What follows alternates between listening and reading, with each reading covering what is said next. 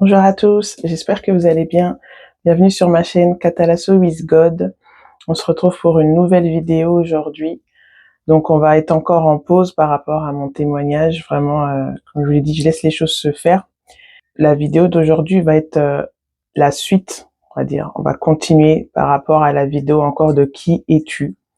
Je sens que vraiment le Seigneur veut me parler et nous parler en fait en profondeur par rapport à ça. Et j'espère que ce que j'ai à cœur de vous partager aujourd'hui va pouvoir vous emmener encore plus dans les profondeurs par rapport à tout ce processus de qui nous sommes. Le titre de la vidéo d'aujourd'hui, je l'ai intitulé « Sonde-moi ». Je vais laisser le Seigneur conduire les choses et libérer ce qu'il veut libérer pour que nous puissions avancer et rentrer encore plus en connaissance de qui il est pour savoir qui nous sommes. Donc, je vais vous lire un passage. Je vais lire certains passages aujourd'hui dans cette vidéo. Peut-être pas tout, mais vraiment, comme d'habitude, je noterai les références. Mais je veux vraiment prendre le temps de lire pour que je puisse vraiment libérer ce que j'ai eu sur le cœur, les compréhensions encore que le Saint-Esprit m'a apporté pour qu'on puisse poursuivre vraiment dans ce chemin qui est Jésus.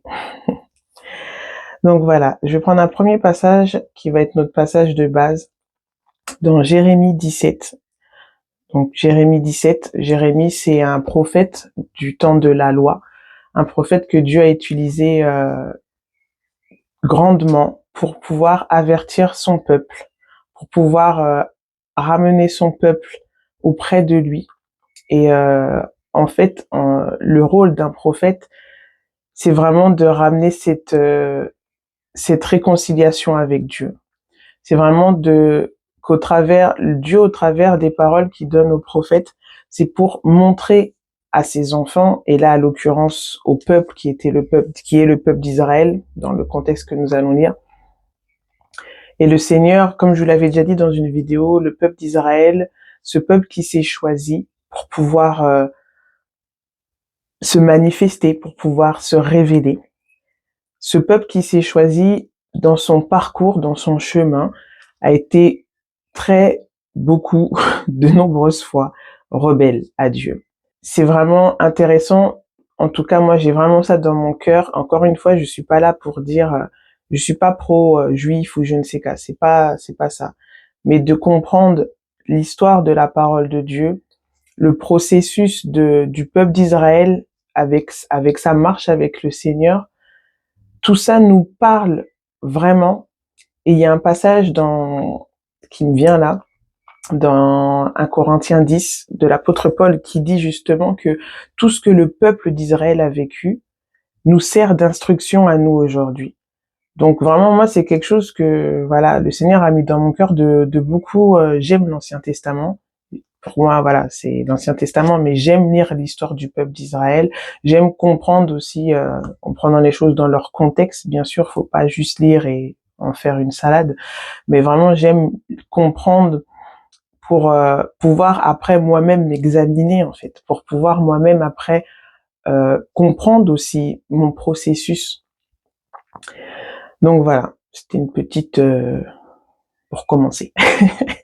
Voilà, donc Jérémie 17, à partir du verset 5, mais le verset qui nous intéressera, ça sera le verset 9 et 10. C'est des versets que j'avais déjà cités, c'est des versets qui vraiment pour moi sont dans mon b.a.-ba. Donc voilà, je vais lire à partir du verset 5 pour qu'on ait la pensée entière, on va dire. Donc là, le prophète Jérémie, une fois encore, reçoit des paroles de Dieu, de l'Éternel, pour parler à son peuple qui, à cette période-là, était vraiment dans la rébellion, dans la désobéissance, vivait vraiment d'apparence pieuse, mais au fond, ce n'était pas ça. Donc, à partir du verset 5 de Jérémie 17. Ainsi parle l'Éternel. Maudit soit l'homme qui se confie dans l'homme, qui prend la chair pour son appui, et qui détourne son cœur de l'Éternel. Il est comme un misérable dans le désert, et il ne voit point arriver le bonheur. Il habite les lieux brûlés du désert, une terre salée et sans habitants. Béni soit l'homme qui se confie dans l'Éternel, et dont l'Éternel est l'espérance. Il est comme un arbre planté près des eaux, et qui étend ses racines vers le courant.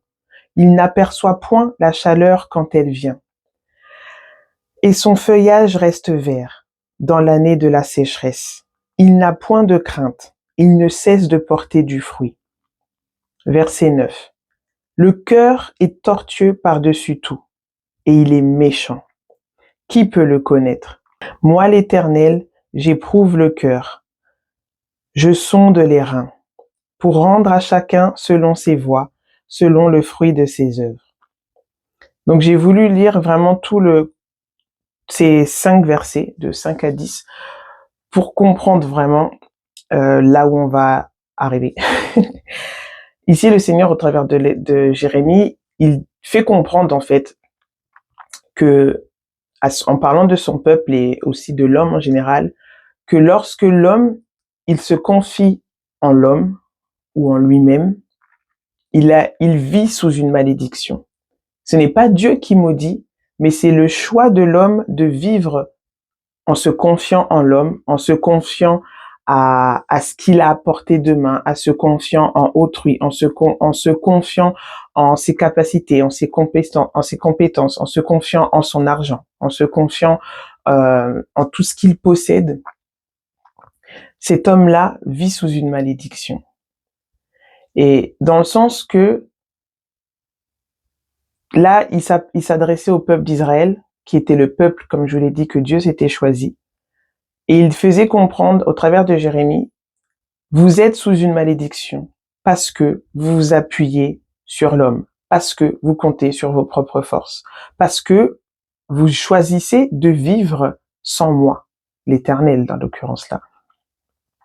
Et il dit par la suite que l'homme, béni est l'homme qui va se confier en l'Éternel et dont l'Éternel va être l'espérance. Et il y a vraiment ce contraste où tu as 2 choix.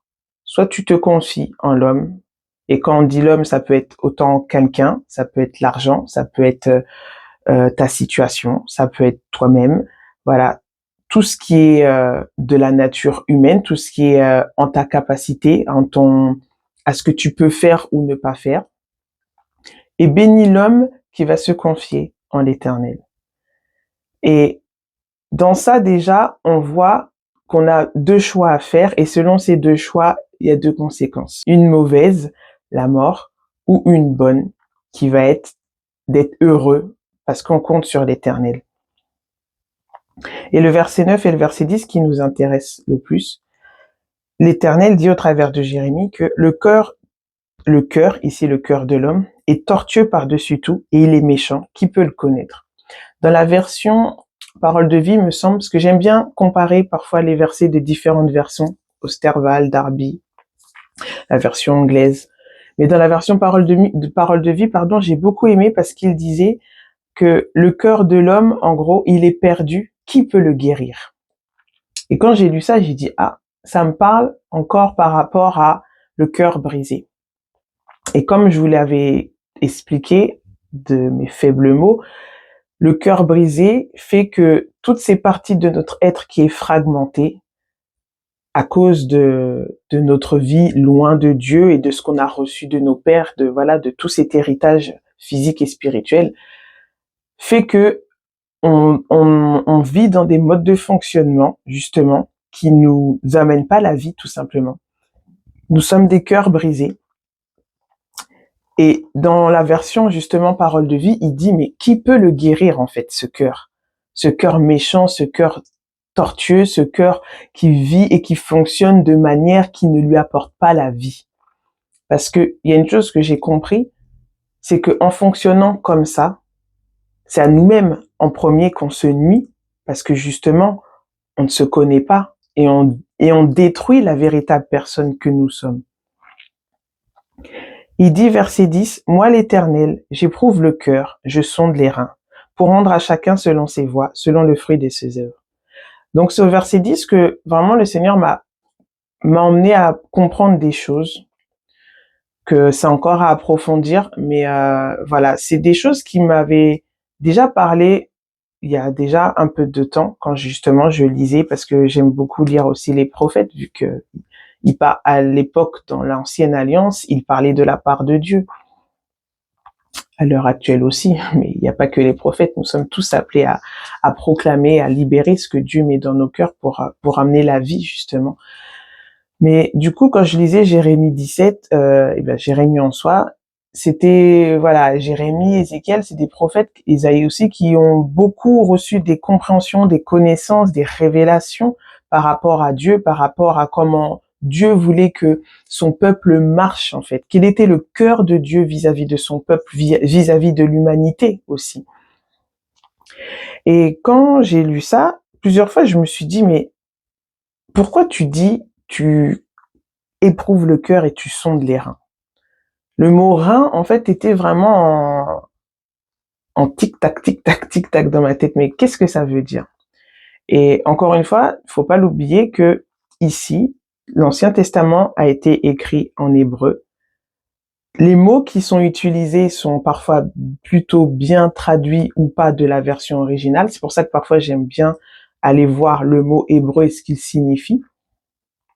Mais aussi, c'était s'immerger. Le Seigneur m'a fait m'immerger dans comment dire, dans le vocabulaire, dans les mots et dans leur sens qu'utilisaient les Juifs. Et à l'occurrence, ici, quand Jérémie dit que tu sondes mes reins. Tu sondes les reins des hommes. Et c'est le mot rein ici, dans l'Ancien Testament, il est utilisé à plusieurs reprises, dans un sens figuré, comme là, on va un peu rentrer dans ça. Donc c'était quelque chose qui vraiment me travaillait, parce que, comme je dis toujours, travailler, ça me dérangeait, mais dans le bon sens, parce que je sentais qu'il y avait des choses que le Seigneur voulait que je comprenne pour que moi-même je puisse me comprendre et amener comment dire, me comprendre sur les dysfonctionnements que j'avais, comprendre leurs racines, comprendre en gros leur moteur. C'était un peu ça. Et du coup, dans la pensée juive, je vais pas trop rentrer dans les détails, le but c'est pas de vous barber ou de faire de l'histoire, mais dans la pensée juive, le mot rein, le rein en fait, signifie tout simplement que ça représente les profondeurs de l'homme.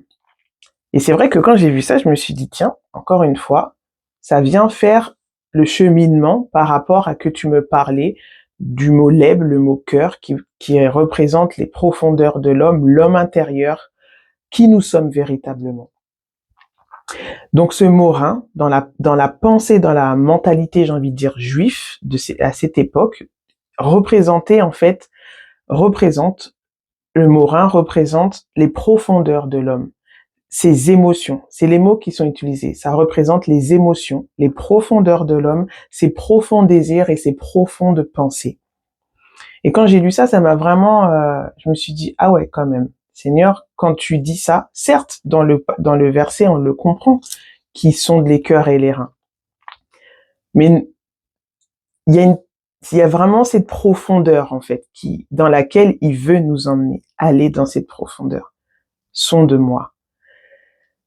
Et j'ai un peu regardé, comme je vous ai dit, j'aime bien documenter, j'aime bien fouiller, j'aime bien regarder aussi différentes choses sous différents, je sais pas comment dire, mais sous différentes études, voilà.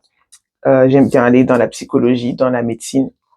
Là, à l'occurrence, je suis partie dans la médecine et je me suis dit, mais en fait, à quoi servent les reins dans notre corps? Quel est leur but véritable, en fait? Parce que certes, je savais qu'on avait des reins, on en a deux, parfois on peut même vivre avec un, mais bon, ce n'est pas le plan de Dieu que tu ne vives avec qu'un rein s'il t'en a donné deux.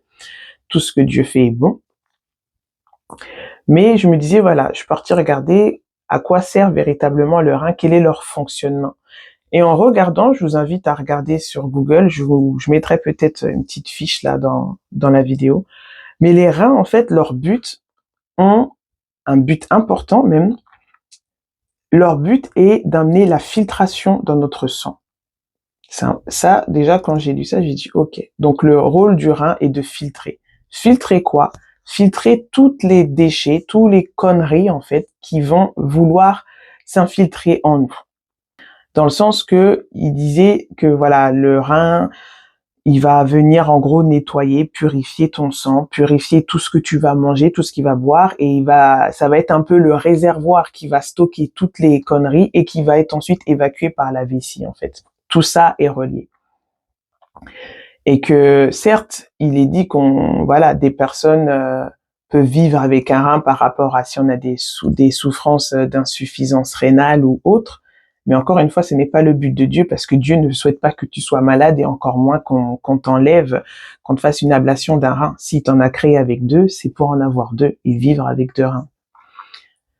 Et quand j'ai regardé tout ça, quand je me suis documentée par rapport à la médecine, j'étais quand même vraiment émerveillée de me dire à quel point mais le Seigneur, le créateur de toutes choses, quand il a créé l'homme, n'oublions pas que Dieu est esprit, et nous sommes un esprit avec une âme dans un corps. Mais quand Dieu a créé notre corps matériel, notre corps physique, notre chair, tout ce qu'il a mis dedans, tous nos organes, de tout ce qui nous a constitués, c'est aussi pour nous parler. Et c'est pour ça que c'est important de faire ce travail sur ces 3 plans, esprit, âme et corps. Il y a un passage, vous noterez la référence, qui dit, il me semble que c'est l'apôtre Jean. Oui, c'est l'apôtre Jean, c'est dans une de ces 3 lettres, il me semble dans la première lettre, bref, je noterai la référence, qui dit que Dieu, justement, il salue quelqu'un, et il dit, je souhaite que tu prospères à tout égard, comme prospère l'état de ton âme. Mais que tu prospères à tout égard, esprit, âme et corps. Dans un autre passage, il me semble que c'est l'apôtre Paul qui dit, que vous soyez sanctifiés, esprit, âme et corps. Donc c'est sur ces 3 plans-là, Dieu veut emmener une réconciliation dans notre esprit, en nous réconciliant avec lui, parce que quand le Saint-Esprit vient habiter en nous, on est unis de notre esprit à son esprit, il fusionne, on est un, on est unis. Dans l'âme, là où il y a nos émotions. Ici, c'est le mot rein. En fait, quand on lit dans les traductions hébreux, ils expliquent que le mot rein, chez les Occidentaux, ils ont traduit ça par le cœur. Et en fait, comme je disais, le rein, dans la pensée juive, c'est vraiment les profondeurs de l'homme, qui peut être l'âme, en fait. L'âme, le cœur, l'esprit, parce que c'est un peu, les deux sont joints. Et le Seigneur, du coup, au travers de tout ça, me fait comprendre, en fait, que vraiment, comme je vous le disais tout à l'heure, lorsqu'il parlait au peuple d'Israël, le peuple d'Israël avait d'apparence, il continuait d'aller au temple, de faire toutes leurs traditions, leurs korban, de respecter leurs fêtes, ceci, mais le véritable fond dans leur cœur n'était pas tourné vers Dieu. J'ai un verset qui me vient dans Ésaïe 29, 13, il me semble, je corrigerai si c'est pas ça. Le prophète Ésaïe dit que ce peuple, en parlant du peuple d'Israël, m'honore des lèvres, mais son cœur est éloigné de moi. Et ici, quand j'ai lu tous ces versets qu'il y avait par rapport au mot rein, ici le mot cœur, dans la véritable traduction, c'est le mot rein qui est utilisé pour dire encore les profondeurs de l'homme. C'est-à-dire que Dieu ne se regarde pas à notre apparence. Et quand il dit je regarde pas notre apparence, ça veut pas dire qu'il se soucie pas de notre corps. Ça veut pas dire qu'il veut que ton corps, il en a rien à faire, que tu dois te négliger, que non. C'est pas ça. C'est dans le sens que Dieu connaît les profondeurs de ton âme. Il connaît la véritable intention de ton cœur, les véritables pensées que tu as. Et même si à l'extérieur, tu peux montrer le contraire de ce qu'il y a à l'intérieur de toi. Devant Dieu, on ne peut pas mentir. Devant Dieu, on ne peut pas blaguer. On ne peut pas fuir devant lui. La parole dit dans les psaumes que il est assis sur son trône, il se penche et il voit toutes les actions des hommes. Dans le sens que c'est pas il est là, il te mate, il t'observe. Non, c'est dans le sens qu'il voit ce qu'il y a dans ton cœur. J'aime il me semble c'est le psaume 139 justement. C'est David qui dit que lorsque je suis, avant même que je me lève, je me couche, tu le sais, avant même que je parle, tu vois la parole qui va venir sur ma langue. Le Seigneur sonde nos cœurs et nos reins. Pourquoi il m'a emmené à tout ça? C'était pour me faire comprendre, pas juste Michel, je sais tout de toi, tu peux pas me narguer, et que je sois dans une crainte, dans une peur, oh Seigneur, limite j'arrête de penser. Non. C'était pour me faire comprendre, moi qui connais les profondeurs de ton âme, moi qui connais les profondeurs de tes pensées, Et qui dit âme, qui dit profondeur de l'homme, c'est-à-dire qu'il connaît nos blessures, il connaît nos failles, il connaît nos dysfonctionnements, il connaît nos émotions, celles qui sont enfuies, celles qui sont même enterrées. Il connaît tout de ce que nous-mêmes nous ne connaissons pas. Donc si lui qui connaît tout, tu refuses de te confier en lui, tu es sous une malédiction. C'est ça qu'il disait un peu plus haut. Je le dis avec des termes grossiers, mais c'est tout ce que la parole dit dans Jérémie, qu'en gros, quand tu te confies pas en lui, tu es sous une malédiction. Pas parce que lui le veut, mais parce que la vie est en lui et lui seul nous connaît. Et quand j'ai médité tout ça, vraiment, ça m'a beaucoup parlé, ça m'a beaucoup aussi encouragé de me dire, OK, Seigneur, donc en fait, tout ce que tu me parles par rapport au cœur brisé, par rapport, je sais pas si vous avez fait attention, mais depuis le début, c'est des versets de l'ancienne alliance dans lesquels le Seigneur me fait prendre conscience de ça. Et je fais ces petites parenthèses d'ancienne alliance.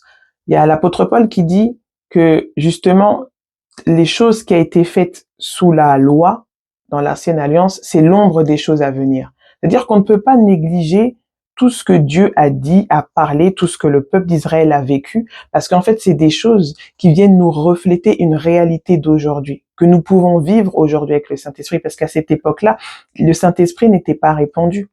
Aujourd'hui, on peut avoir, si on le désire, si on le souhaite, si on l'accepte, cette relation et cette communion avec Dieu par le Saint-Esprit.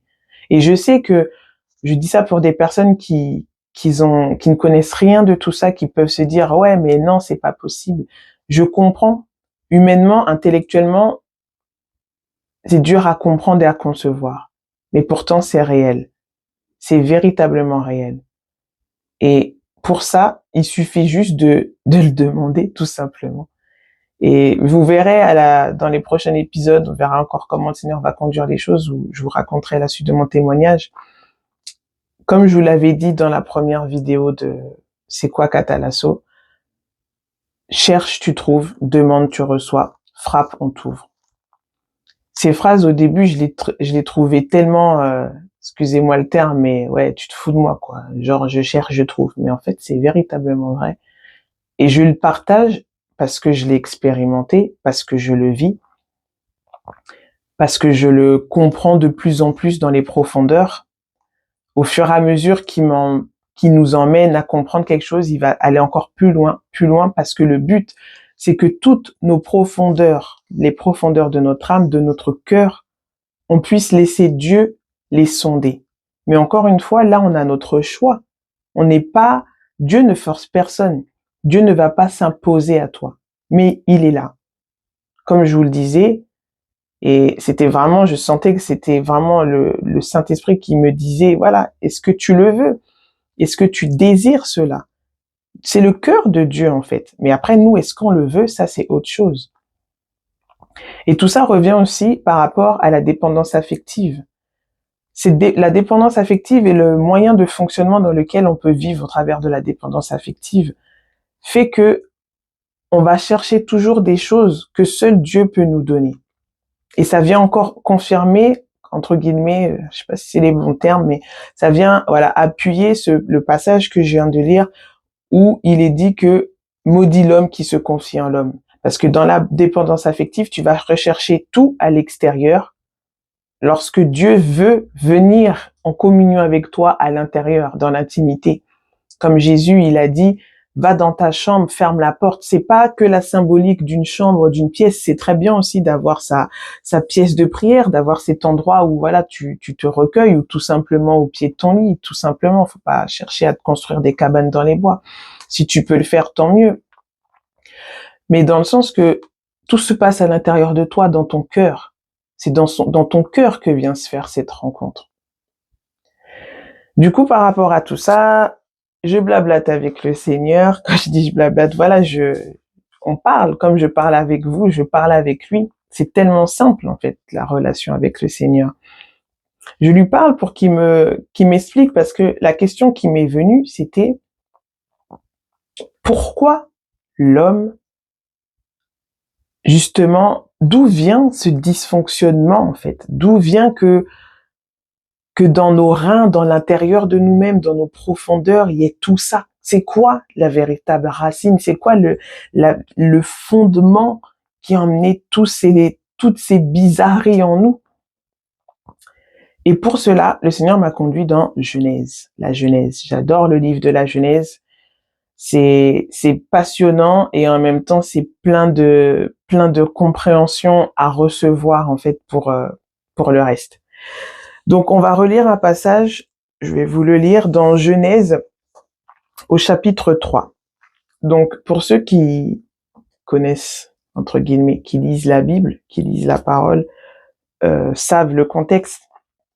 Je vais faire un petit récap, parce que je sais que cette vidéo, en tout cas, c'est mon cœur qu'elle soit pas simplement vue par des personnes qui connaissent la parole de Dieu, mais par des personnes surtout qui sont en recherche de connaître leur Créateur, de connaître d'où ils viennent, tout simplement. Dans ce contexte-là, dans Genèse chapitre 1, on voit comment Dieu crée le monde. Et là aussi, il y aurait beaucoup de choses à dire, mais c'est pas le sujet d'aujourd'hui. Dans Genèse chapitre 2, voilà, dans Genèse chapitre 1, pardon, il crée le monde, il crée l'homme. Genèse chapitre 2, il va installer l'homme et la femme, qui s'appellera par la suite Ève, Adam et Ève.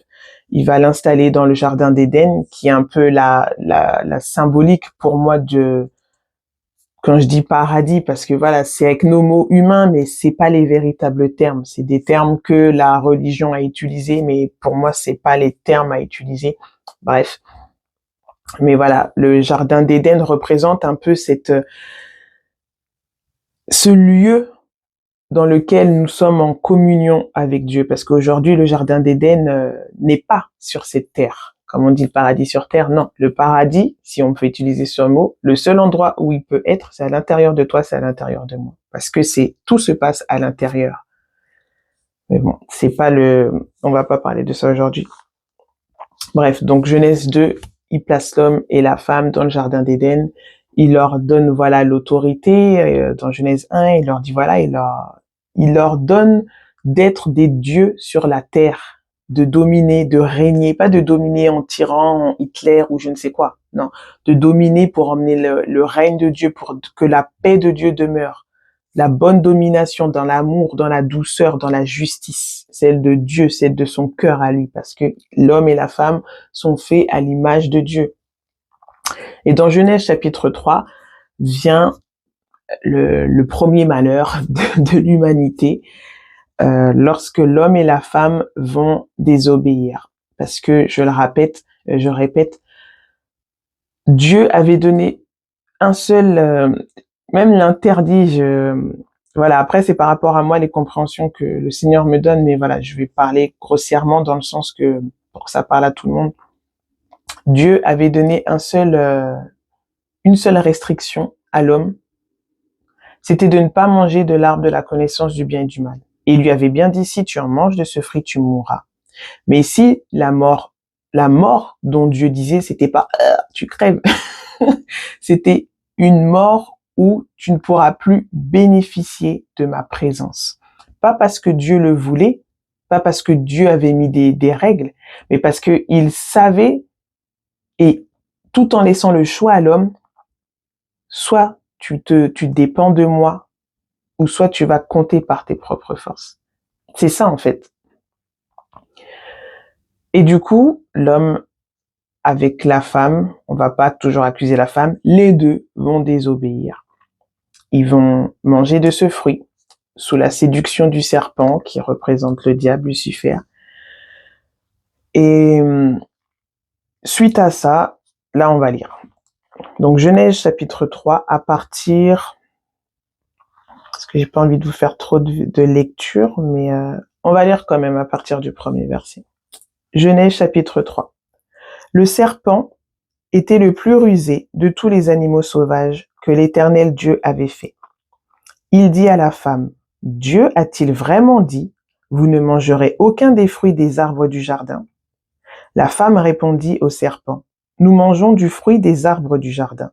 Cependant, en ce qui concerne le fruit de l'arbre qui est au milieu du jardin, Dieu a dit, vous n'en mangerez pas et vous et vous n'y toucherez pas, sinon vous mourrez. Le serpent dit alors à la femme, vous ne mourrez absolument pas. Mais Dieu sait que, le jour où vous en mangerez, vos yeux s'ouvriront et vous serez comme Dieu. Vous connaîtrez le bien et le mal. Notez, le serpent a dit vous serez comme Dieu. Lorsque Dieu avait créé l'homme et la femme à son image et à sa ressemblance. Ils étaient déjà comme Dieu. Mais là encore une fois, c'est pas sur ça qu'on va parler aujourd'hui. La femme vit que l'arbre, verset 6, la femme vit que l'arbre était porteur de fruits, bon à manger, agréable à regarder et précieux pour ouvrir l'intelligence. Elle prit de son fruit et en mangea. Elle en donna aussi à son mari, qui était avec elle, et il en mangea. Leurs yeux à tous les deux s'ouvrirent, le verset 7. C'est celui-là qui va nous intéresser, pardon. Verset 7. Leurs yeux à tous les deux s'ouvrirent, et ils prirent conscience qu'ils étaient nus. Ils attachèrent des feuilles de figuier ensemble, et en firent des ceintures. On va s'arrêter là. Donc là, dans le Genèse chapitre 3, on voit comme le serpent, le diable, sachez que voilà, moi dans ma compréhension, pourquoi tout est spirituel. Tout est spirituel avant d'être terrestre. Donc, l'esprit du diable est passé au travers d'un serpent pour séduire. Je sais pas, honnêtement, je sais pas si c'est un serpent physique ou c'était encore une fois spirituel, parce que ici, l'homme et la femme étaient continuellement en relation, en échange avec Dieu. Dieu est esprit. Donc voilà. Comment ça s'est fait? Comment ils l'ont vu? Est-ce que c'était physiquement, matériellement, spirituellement? Parce que ils avaient cette ouverture sur le monde spirituel. Ils avaient cette ouverture sur le monde spirituel. Comment ça s'est fait? Je ne sais pas. Chacun demande au Seigneur qu'il nous explique, qu'il lui explique. En tout cas, le serpent va séduire Ève, et ces termes sont utilisés dans 2 Corinthiens 11, lorsque l'apôtre Paul il dit « Je crains que comme le serpent séduisit Ève », mais là encore une fois, il faut aller comprendre la pensée hébraïque et là en l'occurrence grecque pour comprendre ce que ce mot séduire veut dire véritablement. Mais encore une fois, c'est pas le sujet du jour. Sinon, on va prendre trop de temps. Bref, et du coup, j'en étais où? Donc voilà, il va la séduire. La femme va être un peu... Vous savez, ce qu'on comprend ici, c'est que quand tu laisses le diable, l'ennemi, quand tu le laisses venir te parler, et tout se passe dans nos pensées. Le diable va pas venir devant toi avec des cornes comme on peut le représenter partout. Tout est spirituel. Donc tu ne peux ne pas le voir, ou il peut même parler au travers de quelqu'un. Quand je dis parler au travers de quelqu'un, n'allez pas dire que j'ai dit les gens ils ont le diable en eux. Mais tous ceux qui marchent sans l'Esprit de Dieu, tous ceux qui marchent en dehors de la volonté de Dieu peuvent être des instruments que l'ennemi utilise pour nous nuire. Ça, c'est une vérité, c'est la parole en fait. Je peux pas vous vendre des rêves ou voilà, je vais pas faire semblant, c'est véritable. Quand on n'est pas avec le Seigneur dans le cœur, dans une véritable conversion, toute personne, que ce soit ta famille, que ce soit ton mari, ta femme, tes enfants, toute personne peut être un instrument que l'ennemi va utiliser pour te séduire. Et quand je dis te séduire, c'est-à-dire te faire douter de ce que Dieu a dit. Parce que ici, on le voit que le serpent, il a dit à la femme, est-ce que Dieu, il a vraiment dit? Il est venu mettre un doute sur ce que Dieu avait dit de qui ils sont véritablement. Vous êtes faits à mon image et à ma ressemblance. Vous pouvez manger de tout. Vous êtes déjà des rois. Vous êtes déjà avec mon autorité, mon pouvoir. Donc ils avaient besoin de rien, en fait.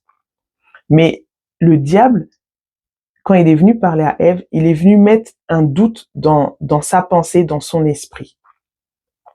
Et quand le doute est rentré, je le dis de ma compréhension que j'ai, enfin quand je dis que j'ai, je le dis avec la compréhension que j'ai eue en méditant moi ces passages-là. Après voilà, que chacun prenne le temps aussi de lire avec le Seigneur, mais je vous partage comment moi je l'ai compris, que quand l'ennemi est venu et qu'il lui a parlé, ça a semé du doute sur ce que Dieu avait dit véritablement, sur qui elle était véritablement.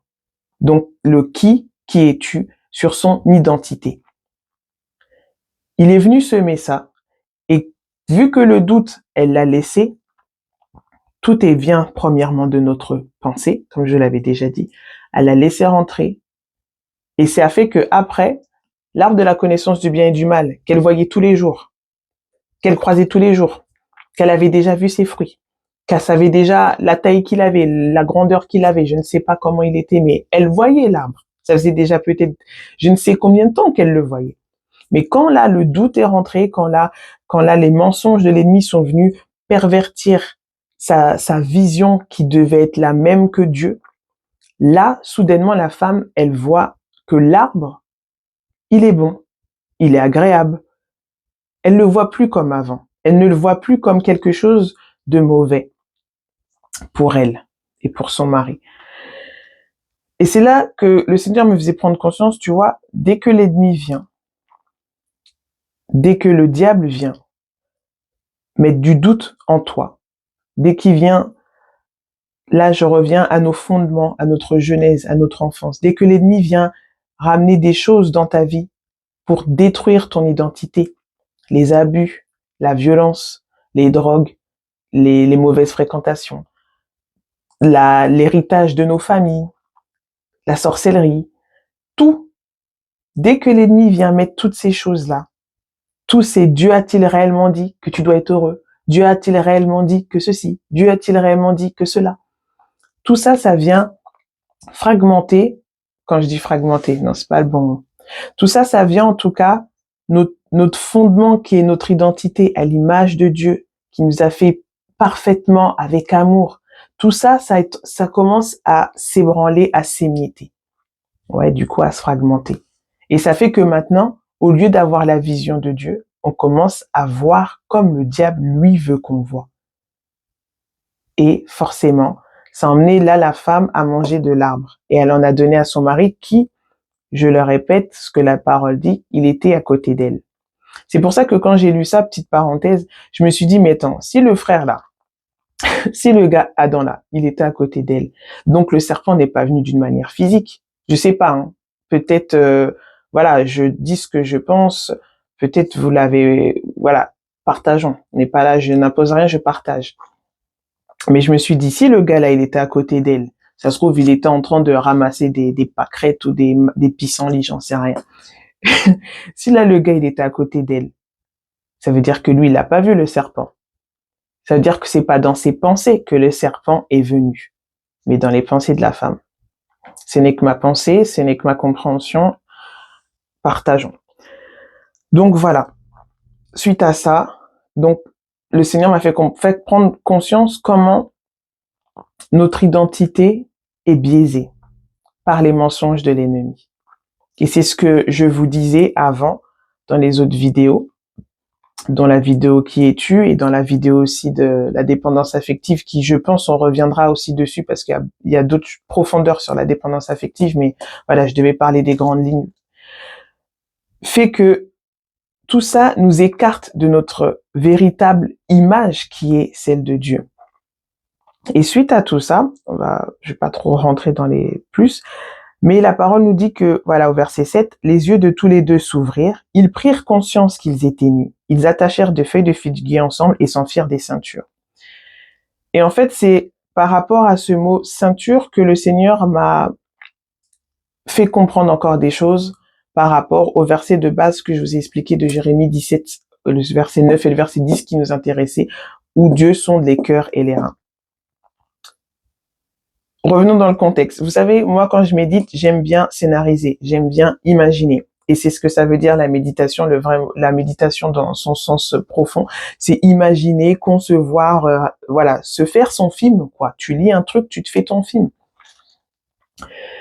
Moi, j'imagine Adam, Ève, ils sont là, à poil, physiquement comme intérieurement. Ça veut dire qu'il n'y avait aucun tabou entre eux et Dieu. Il n'y avait aucun voile, il n'y avait aucun faux semblant. Ils étaient eux-mêmes, ils avaient rien à cacher devant Dieu. Mais quand ils ont eu ce mensonge qui est venu les faire sortir de leur identité, je me suis dit, mais pourquoi ils se sont pas tout simplement barrés? Pourquoi ils se sont pas, je sais pas, pourquoi ils ont pas construit une cabane? J'en sais rien, tu vois. Mais pourquoi la parole nous précise ce qu'ils ont fait? C'est pour nous emmener à comprendre quelque chose. Il est dit qu'ils ont pris des feuilles de figuier, même là, le feuille de figuier, pourquoi pas des feuilles de bananier? Ça aussi, c'est, voilà.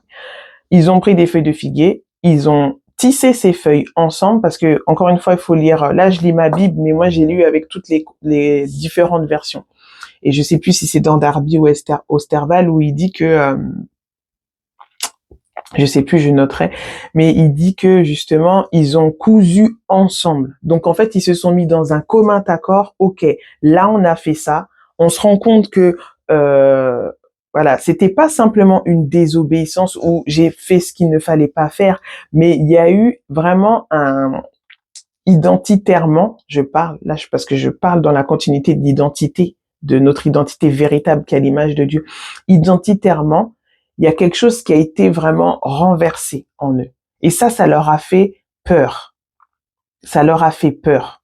Et la chose qu'ils ont fait, c'était de se prendre des feuilles, donc déjà d'aller à un figuier, cueillir les feuilles, les coudre et se les mettre en tant que ceinture. Et là, je me suis dit, mais Seigneur, qui va faire ça en fait? Qui va désobéir? Il va se faire une ceinture ou va aller se mettre une ceinture. Mais en fait, le Seigneur m'a fait prendre conscience que tout ça avait porté quelque chose de symbolique. Et quand on attache nos ceintures, c'est au niveau des reins, dans la règle, enfin, tu vois, c'est dans la continuité, c'est dans les alentours du rein. Plusieurs fois, je noterai un ou deux passages. Jérémie d'ailleurs, même le prophète Jérémie, où il dit l'Éternel dit à Jérémie, prends cette ceinture et scinde tes reins. Donc la parole nous confirme que la ceinture se place au niveau des reins. On vient scinder les reins. Même dans Éphésiens 6, quand il parle de l'armure du chrétien, qui est aussi une symbolique spirituelle, c'est pas oh j'ai un casque, oh j'ai un bouclier, tout est spirituel.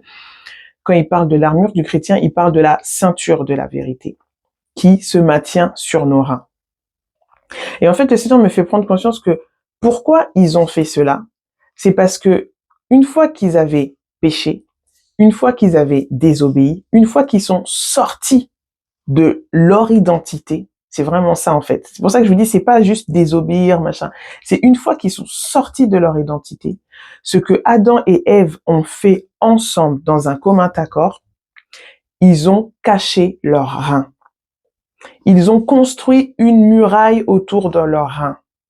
Pourquoi ils ont construit cette muraille autour de leurs reins? Pour que Dieu ne puisse plus, selon eux, voir ce qui se passe en eux. Donc, d'un instant à un autre où ils étaient nus devant Dieu. Certes, il y a peut-être le nu physique où ils étaient peut-être à poil, comme on le voit dans les films, les dessins animés, ils nous mettent un Adam et Ève nus. Mais moi, je pense que c'était plus, il y avait forcément ce nu aussi du corps, mais c'était pas que cette nudité, c'était une nudité de l'âme, une nudité de je n'ai rien à cacher devant Dieu. Je peux m'approcher librement de ta présence parce que tu me sondes, tu me connais et je me connais. Adam et Ève se connaissaient en Dieu. Mais quand il y a eu cela, ils ne se connaissaient plus. Et ça leur a même fait peur.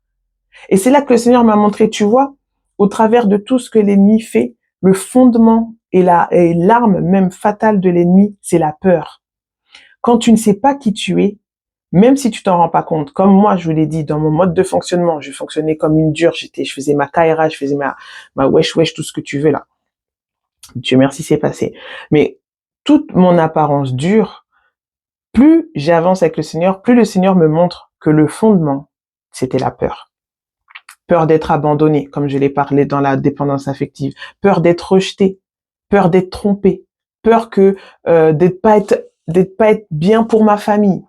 La peur était mon fondement principal qui a engendré beaucoup de choses par la suite. Et comme ils ont eu peur, ils ont dit, il faut plus que Dieu sache. Il faut plus que Dieu voie nos reins qui dans la pensée juive, je le répète, les reins, c'est l'âme, c'est les profondeurs de l'âme. Ils ne voulaient plus que Dieu les voie. C'est pour ça qu'ils ont construit cette ceinture. Et même le mot construire, faire, voilà, je vais pas rentrer dans trop de trucs hébraïques. Ça, c'est mon truc à moi. Je l'impose pas aux gens. C'est moi comment je médite, comment j'étude, comment le Seigneur voilà, comment j'ai pris l'habitude d'étudier la parole avec le Seigneur. Je veux pas pour vous parler de ça, mais je veux vous faire comprendre la pensée profonde, pour pas que aujourd'hui je le vois. La dernière fois, vous savez, j'aime beaucoup regarder, voilà, que ça soit des films ou des dessins animés par rapport à la Bible. Et en fait, à chaque fois, ça m'agaçait. Je disais, mais Seigneur, pourquoi il représente ça comme si c'était juste banal, en fait? Et c'est là que le Seigneur me faisait comprendre, c'est pas banal. Il y a rien de banal. Il y a rien. Si ça a été écrit dans la parole, c'est pas juste pour faire une belle histoire, un bon contexte, une belle, voilà. Non, faut pas être non plus à chercher tout et n'importe quoi, mais laisser le Seigneur nous conduire pour comprendre. Le but, c'est quand tu reçois quelque chose, c'est que ça t'amène une libération, que ça t'emmène une compréhension de ah ok, je comprends maintenant, tu vois. Moi, petite parenthèse, je me suis toujours dit, quelqu'un qui parle véritablement par l'Esprit de Dieu, à chaque fois que tu vas entendre son message, que tu vas entendre son enseignement, peu importe, ça doit emmener une compréhension qui vient t'affranchir en toi. Si ça te fait rien, si ça vient juste faire des guillemets à ton âme, si tu viens juste dire oh là là, la prêche elle était trop bonne et que tu repars bredouille, il y a aucun changement en toi, pars de là où tu es. C'est un conseil. Après, tu fais ce que tu veux. Si tu t'y plais, tant mieux pour toi. Mais la véritable parole de Dieu, la vérité vient pour t'affranchir. Bref. Adam et Ève ont eu peur.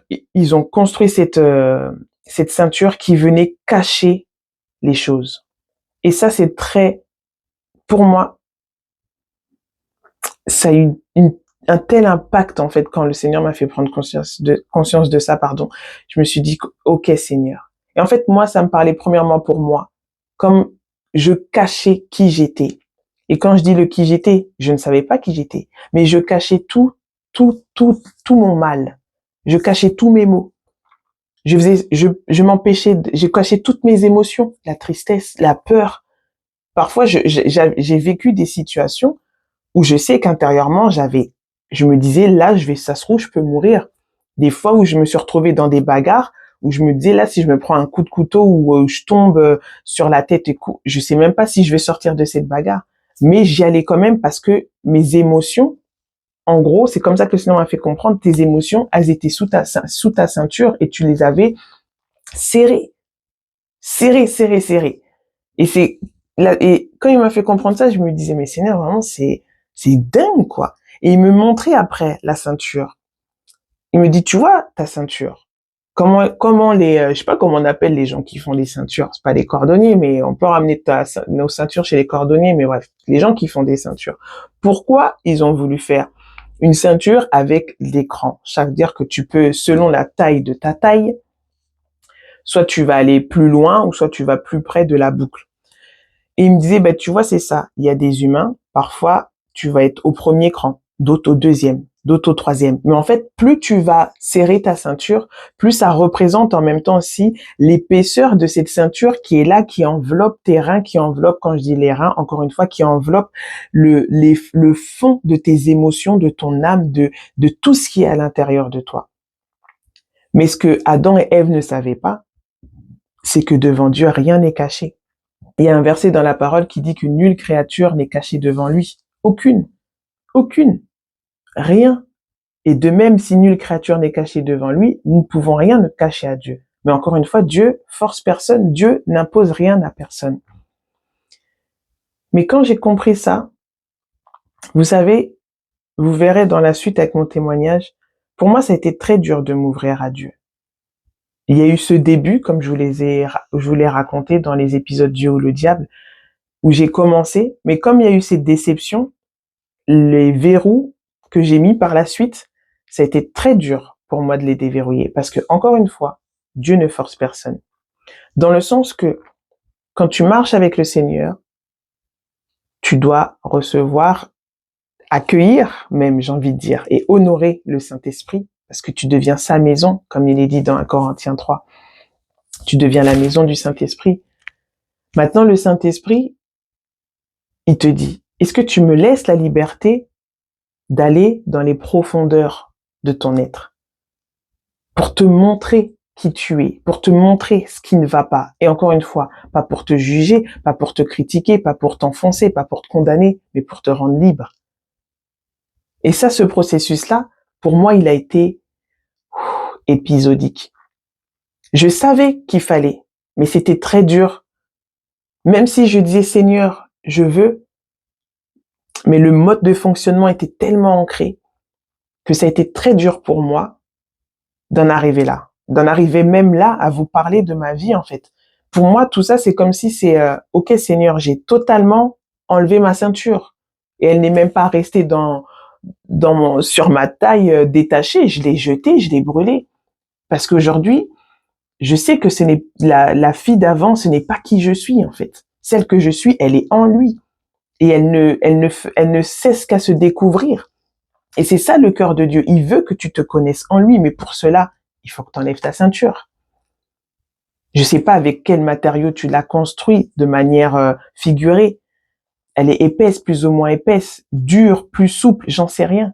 Mais une chose est sûre, il faut que tu enlèves ta ceinture. Dieu, il sait déjà ce qu'il y a dans toi. Mais si tu lui laisses pas la porte, entre guillemets, en enlevant ta ceinture, en lui disant, voilà, sonde-moi, montre-moi. Il ne peut pas le faire, même si c'est son cœur, son désir de le faire. Mais si toi, tu ne lui laisses pas l'opportunité, il ne pourra pas, il ne force pas, il ne viole pas, il n'impose pas. Il est amour. Et tout ce qu'il fait, c'est par amour. Comme je vous l'ai dit, le processus, il n'est pas agréable.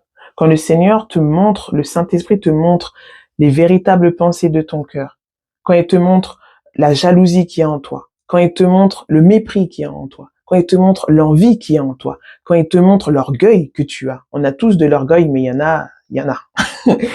Quand il te montre tout ça, toutes ces choses qui sont là, qui sont ancrées en toi, qui sont dans les profondeurs de ton être, ça fait mal.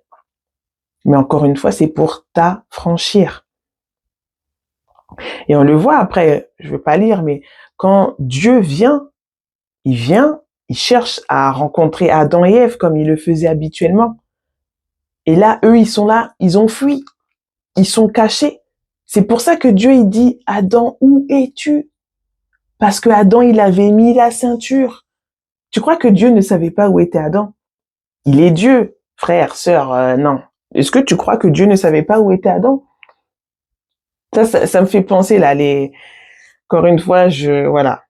Pardonnez-moi, ne le prenez pas mal, mais les termes là, oh Saint-Esprit, localise-moi. Est-ce que tu crois que Dieu a besoin d'un GPS spirituel pour savoir où tu es? Est-ce que tu crois que Dieu ne savait pas où étaient Adam et la femme à ce moment-là? Mais quand il leur dit, Adam, je dis leur parce qu'en appelant Adam, il appelait Ève, mais quand il lui dit, Adam, où es-tu? C'est parce que là, Dieu n'avait plus ce droit de regard, entre guillemets. C'est comme si Adam, il a dit, je veux plus que tu me vois. C'est pour ça que Dieu lui dit, mais où es-tu? Pourquoi tu te caches?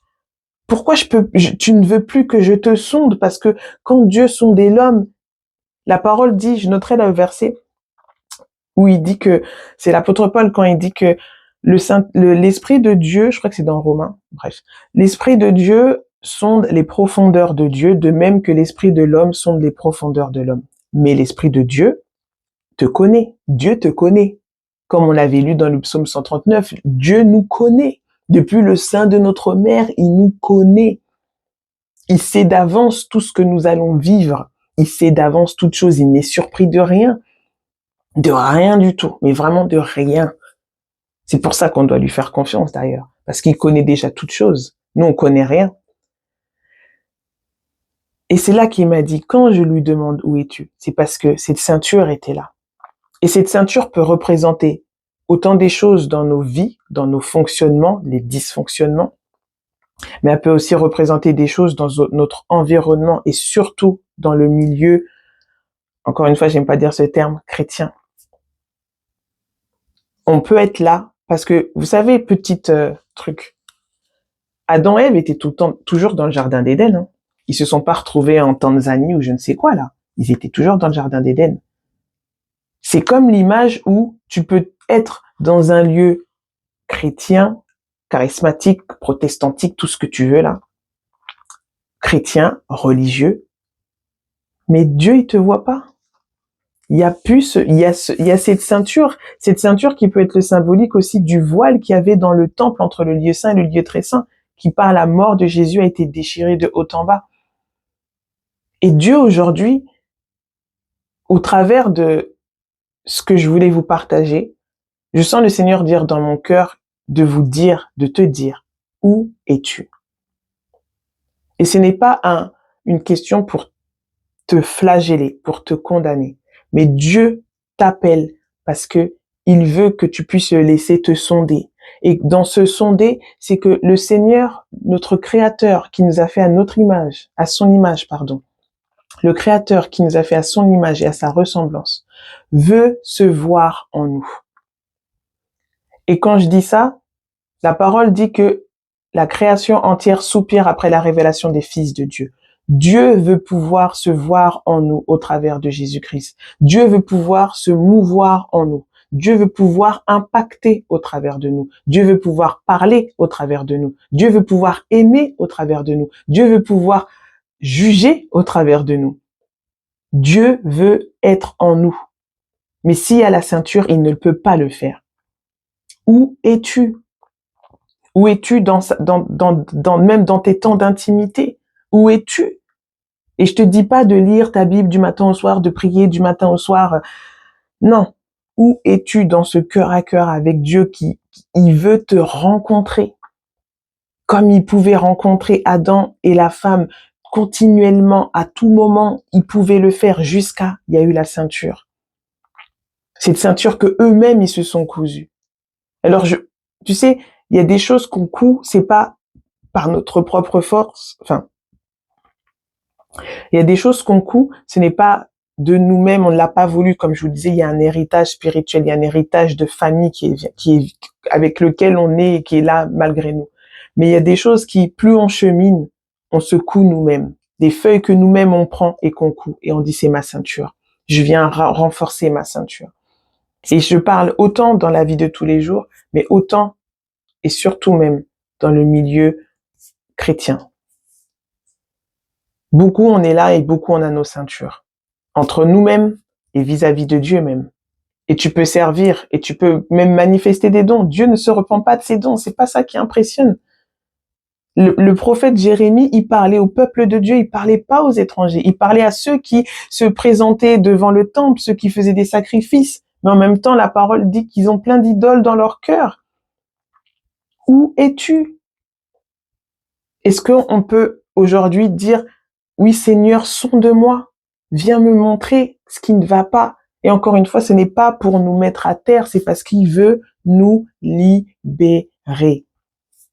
Déjà, reconnais que tu es captif, reconnais. Dis-le, Seigneur, je sais, j'arrive pas à enlever cette ceinture. On va rester poli. Moi, c'était mon cas. Je disais, Seigneur, je n'arrive pas. Je n'arrive pas. Je me suis tellement formatée comme ça, je n'y arrive pas.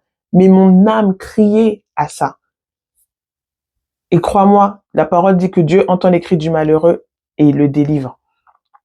Parce que même ça, c'est quand tu as ce désir et que tu n'y arrives pas, c'est qu'il y a quelque chose qui te retient captif.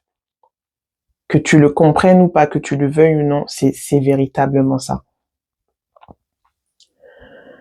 Donc voilà, je sens que je vais prier par rapport à ce que le Seigneur m'a permis de vous partager. Et vraiment, je sens vraiment le cœur de Dieu, le cœur du Créateur, du Père. Je sens son cœur même attristé. Pas attristé. Encore une fois, on veut pas se mettre sous un poids de condamnation. C'est pas le cœur de Dieu. Mais je sens cette tristesse de Dieu parce que Dieu nous aime tellement. Et moi-même, j'en prends conscience. Vous savez même pas, je peux pas encore tout vous dire, ça se fera au fur et à mesure. Voilà, comme je vous ai dit, je me laisse conduire par rapport à mon témoignage de comment et les étapes.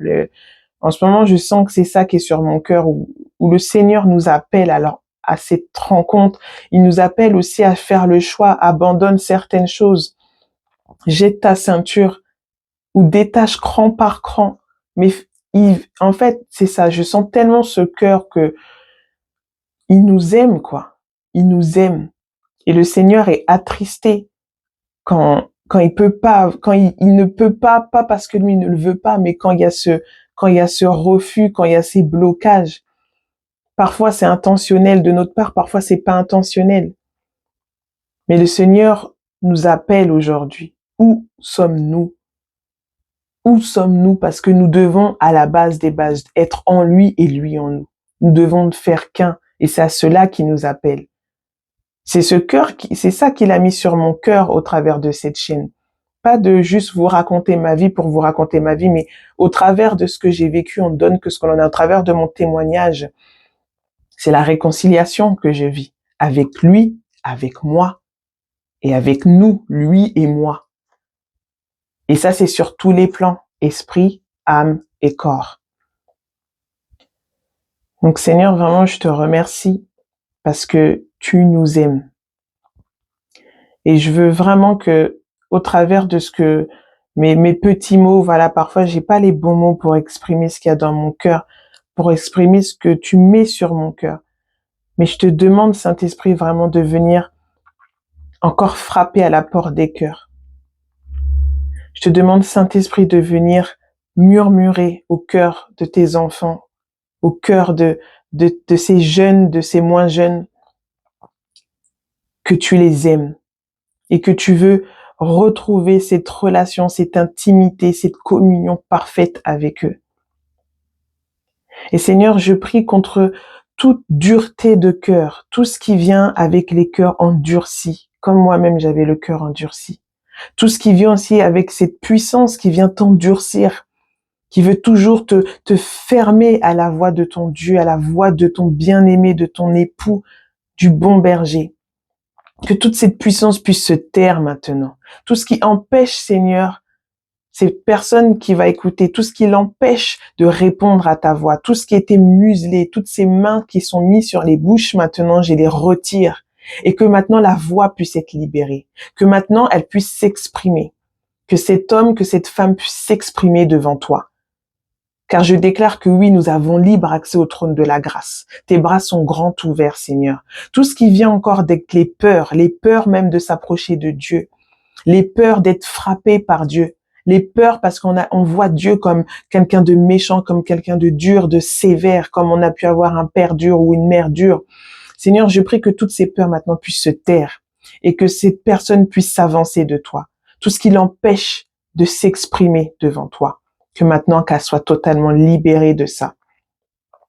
Et Seigneur, j'appelle la vie sur les émotions, sur toutes les émotions qui sont mortes, qui étaient là enfuies, enterrées, muselées, attachées. Maintenant, je déclare la résurrection et la vie sur ton âme, sur tes émotions, dans tes entrailles maintenant. Tout ce qui empêche que le règne de Dieu vienne dans tes entrailles maintenant, j'ordonne que la vie vienne, que la puissance de la résurrection vienne dans tes entrailles. Car la parole dit, Jésus a dit, voici le royaume des cieux est au-dedans de vous. Seigneur, j'appelle maintenant la résurrection dans les entrailles. Tout ce qui était fermé et qui empêchait ton règne de venir, Seigneur. Tout ce qui empêchait la vie de l'esprit de les impacter, tout ce qui empêchait que le Saint-Esprit puisse se mouvoir librement, maintenant que ça lâche dans le nom de Jésus. Ça lâche maintenant. Merci Seigneur, je vois ces cordes qui sont en train de lâcher, l'onction brise les jougs, ces cordes qui sont en train de lâcher maintenant, ces chaînes qui sont brisées maintenant. Maintenant, ces chaînes, elles tombent. Les chaînes de la captivité, tout ce qui voulait te faire rester comme ça, caché loin de Dieu, maintenant ça lâche, ça lâche. Et j'ordonne à tous ces bourreaux spirituels de plier les genoux maintenant. Ça se tait maintenant dans le nom de Jésus. Que ton règne vienne, Seigneur, là où est cette personne, là où sont ces personnes qui vont écouter, Seigneur, qui vont entendre ta voix, Seigneur, dans leur maison, dans leur salon, dans leur chambre, partout où ils sont pendant qu'ils vont écouter cette vidéo, que ton règne vienne, que ta présence les touche, Seigneur, qu'ils sachent maintenant que tu es là, que tu les appelles, qu'ils sont précieux, qu'ils ont de la valeur, que tu les vois, Seigneur, tu les vois. Oui, je te vois, je vois tes larmes, je vois tes pleurs, je vois ta souffrance. Laisse-moi te guérir, laisse-moi t'aimer, laisse-moi te prendre dans mes bras, laisse-moi te dire à quel point tu es merveilleux, que tu es merveilleuse. Et Seigneur, viens fortifier tous ces genoux qui étaient affaiblis, tout ce qui était affaibli maintenant, j'appelle que leurs forces soient renouvelées, que les forces soient renouvelées. Merci Saint-Esprit, merci pour ton amour que tu répands dans les cœurs. Tu répands ton amour dans les cœurs. Et Seigneur, je prie que ce que tu m'as donné de comprendre, c'est voilà, ces choses que tu m'as permis de méditer, que tu puisses vraiment mettre cette soif en eux de continuer de te chercher dans ta parole, dans la prière, dans la louange, peu importe la moyen que tu utiliseras, pour qu'ils puissent eux-mêmes prendre conscience encore des dysfonctionnements en eux, de tout ce qui est là maintenu par la peur, par les craintes, Seigneur, tout ce qui vient à cause des héritages iniques qui sont sur nos vies. Saint-Esprit, continue de faire ton œuvre en eux. Continue de faire ton œuvre en eux. Continue de faire ton œuvre en eux. Car l'œuvre que tu commences, tu l'amènes à la perfection. Amen, amen, amen. Merci Seigneur. En tout cas, je veux vous dire vraiment encore une fois, Dieu nous aime. Vraiment, Dieu nous aime. Et je le dis parce que jour après jour, je le réalise. Et même là, pendant que je parle, je sais, c'est la vérité pure. Et je pense que c'est la seule et unique vérité qu'on devrait retenir dans notre vie. Dieu nous aime. Donc voilà, je vous dis à la prochaine vidéo. Est-ce que ça sera la suite du témoignage ou pas? Je ne sais pas, on verra. Mais voilà, en tout cas, d'ici là, prenez soin de vous. J'espère que voilà, c'est ce que j'ai pu vous partager, que vous puissiez voilà prendre le temps aussi de méditer, de laisser aussi voilà questionner aussi le Saint-Esprit. Le Saint-Esprit est là pour nous enseigner, nous conduire dans toute la vérité. Demandez et vous recevez, tout simplement. Bye bye.